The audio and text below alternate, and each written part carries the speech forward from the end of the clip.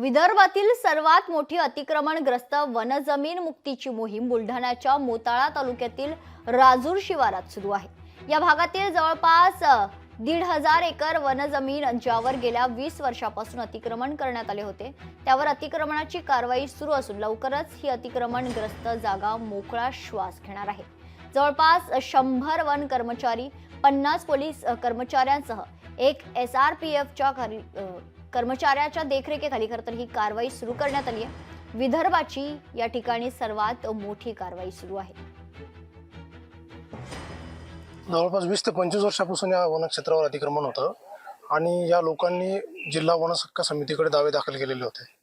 त्या सर्व दाव्यांवर माननीय जिल्हाधिकारी बुलढाणा यांनी 2023 मध्ये त्यांचा निर्णय दिला होता आणि त्याच्यानुसार हे दावे सगळे फेटाळण्यात आले होते।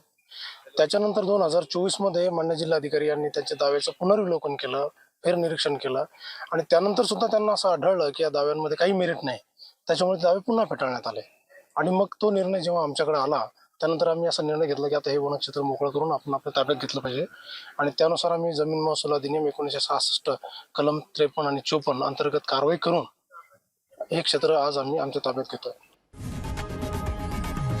लोकशाही मराठी ऐका, पहा, जागरूक रहा।